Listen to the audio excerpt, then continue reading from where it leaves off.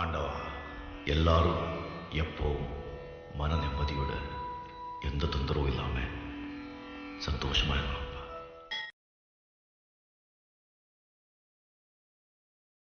இருக்கிறேன் மகளே, எப்பொழுதும் இங்கேயே இருக்கிறேன். உன் தியாகத்தை என் ரூபமாக்கிக் கொண்டு இங்கேயே அம்மனாக வீற்றிருக்கிறேன். உனக்கு அளித்த வாக்கின்படி நான் இந்த ஊரை விட்டு போகாமல் கிராம தேவதையாகி விடுவேன்.